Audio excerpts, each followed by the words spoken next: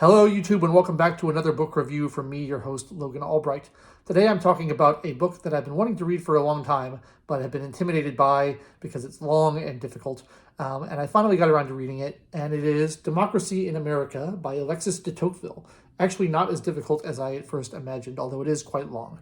This is my Library of America edition. I love my Library of America editions. And this is translated by Arthur Goldhammer, which is a more recent translation. And although I haven't read the original French, of course, I like the translation a lot. I thought it was very readable. And I thought the whole book in general was a lot more readable than I was expecting. I had been told by other people to expect like a turgid tome that would be impossible to get through. But I didn't find that to be the case. I found his writing quite enjoyable. Alexis de Tocqueville was a Frenchman who visited America in the 1830s and was a very keen and astute observer of America's institutions, America's people, America's government, and he was interested in the difference between a democratic nation and an aristocratic nation like the ones in Europe where he came from. And he exhaustively reports on those differences in this book. And I found it fascinating. As an American myself, it's interesting to get someone, an outsider, to kind of comment on your country and see what they think about it, get another person's perspective. And although this is nearly 200 years out of date, it's surprisingly relevant. It's like, although so much has changed, but so much has stayed the same as well. One thing that struck me is how positive he is on America. He's not, he's not unrealistically positive about it. He recognizes the shortcomings of democracy and the shortcomings of certain forms of American institutions, and he talks about those at length.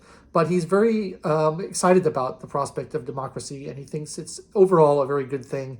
And he talks about the American system of government as being a very fine system that empowers individuals and gives the people more of a voice and makes people more equal to each other, as opposed to belonging to these, predetermined like caste systems or class systems like the aristocracy and the royalty and the peasant class, then like coming from a more feudal type of continent where aristocracy was the norm.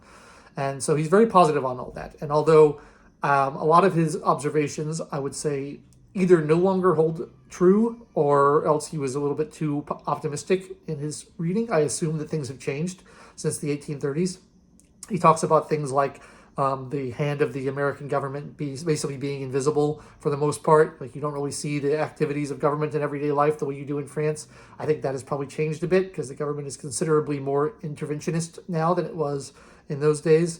But he is, very excited about it. And he talks about the Constitution at length. In the first part, he kind of goes through the entire Constitution and summarizes it, which is something I could have done without, honestly, because I'm fairly familiar with the Constitution and I didn't really need a refresher course on it.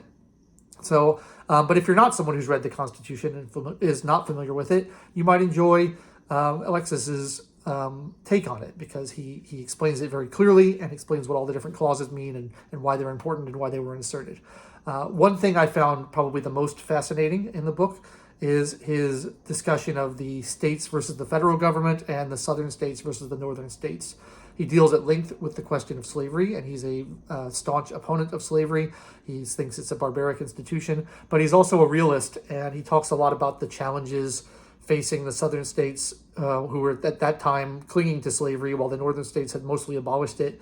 And he is talking about, how the logistical problems of trying to get rid of slavery and how it's not as easy as it seems, and how like when the northern states freed their slaves, a lot of the slaves didn't become freed men. They went down to the south and became slaves. And you didn't have that option for the southern states. So there's like a very in-depth and incisive analysis that's, it may be, people today might be offended by it to a certain extent by the way he talks about, different races of people. But I don't think he's ill-intentioned at all. I think he's a very enlightened and compassionate man. And I think he has a very, very complex understanding of the institutions of the country and how difficult it was to change them. So that was fascinating. I really liked that part of the book. He also talks a lot about kind of American culture in the second half. The second half of the book is mostly devoted to American culture, and that I found a little bit less interesting than the governmental stuff, but it's still kind of amusing in certain ways. There's one passage where he talks about how Americans can't take a hint. And he's like, if there's someone in your company that you want to get rid of and you want them to leave, you can't, get rid of them without actually telling them to leave, because they won't take the hint. They'll interpret anything you say that's meant as a hint in an oblique way and say, oh, he must not really mean that. And so Alexis de Tocqueville was frustrated in trying to be subtle with Americans. You couldn't really pick up on it, which I thought was funny.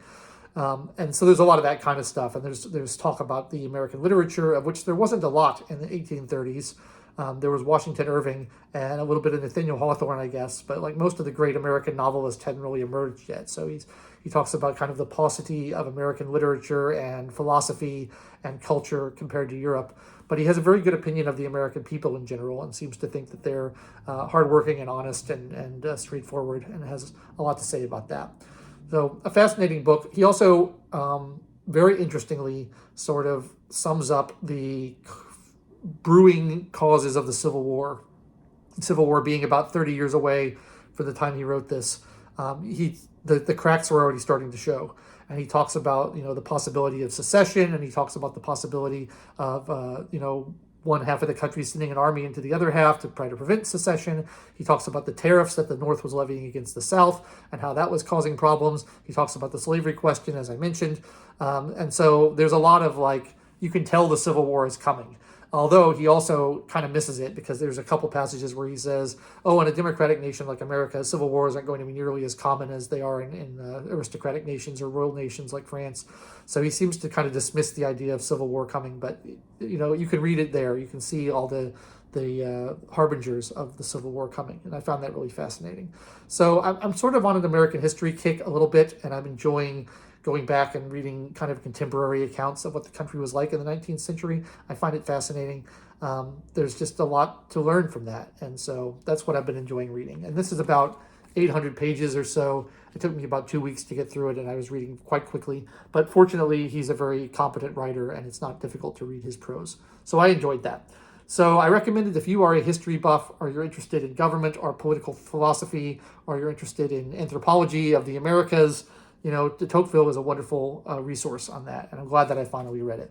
So that's my review of Democracy in America by Alexis de Tocqueville. If you enjoyed that, please like the channel, like the video, subscribe to the channel, click the bell for notifications. Leave me comments down below on your thoughts about this book and other books, and I will be back again next week with another book review for your viewing pleasure. Thanks so much for watching. I've been your host, Logan Albright, and I'll catch you next time.